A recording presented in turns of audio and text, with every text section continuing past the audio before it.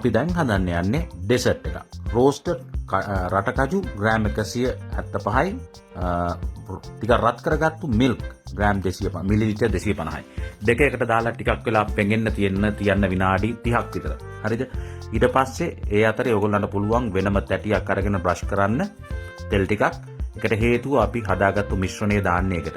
ඉතින් මෙතන අර මිලිලිටර් 250යි ඊට පස්සේ රටකජු දෙකයි හොඳට බ්ලෙන්ඩ් කරනවා. බ්ලෙන්ඩ් කරනකොට කිරි මදි නම් ඔයගොල්ලන්ට පුළුවන් තව කිරි ටිකක් එකතු කරලා මෙන්න මේ පදමට හදාගන්න. පැහැදිලිනේ? ඔව් අනිවාර්යයෙන්. ඊට පස්සේ ලිපේ තියලා අර කිරි ටොපි වලට හැඳි ගන්නවා වගේ අන්න ඒ විදියට හැඳි ගාගෙන යන්න ඕන දිගටම. අන්න ඒ අවස්ථාවේ ඔයගොල්ලන්ට පුළුවන් සීනි දාන්න, ඒ වගේම එනසල් ටිකක් දාන්න. මේක පාර රහ ඩෙසර්ට් එකක්. ඒ වගේම ගොඩක් පෝෂක ගුණය තියෙන ඩෙසර්ට් එකක්. හරිද? සීනි ඇතුව හෝ නැතුව හදාගන්න පුළුවන්. රටකජු කන එක ගොඩක් හොඳයි. ඉතින් මේ ආකාරයෙන් පදමට හදාගන්න ඕනේ. එතකොට ඔයගොල්ලන්ට තේරෙවි අර ඇලෙන නොඇලෙන ගානට. හැබැයි ඇඟිල්ල දාන්න එපා. දැම්මොත් බඩු හම්බෙනවා, පිච්චෙනවා.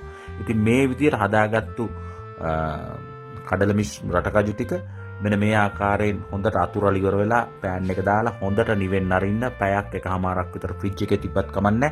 ඊට පස්සේ ඔයගොල්ලන්ට පුළුවන් කෑලි කපලා ගන්න. රටකජු බොන් උයි. මේක හරියම රහ ඩෙසර්ට් එකක්. මේක ලංකාවේ කොහොමද මන් දන්නේ නැහැ. නමුත් ලෝකේ අනිත් රටවල් වල ඉතාමත් රසම ඩෙසර්ට් එකක්. මේක යනවා ස්ට්‍රෝබෙරි සෝස් එකක් එක්ක රටකජු. ඉතින් ඔයගොල්ලන්ට පුළුවන් මේක එන්ජොයි කරන්න. බලන්න හොඳයිද කියලා එහෙනම් කියන්න අපිට විස්තර. ජය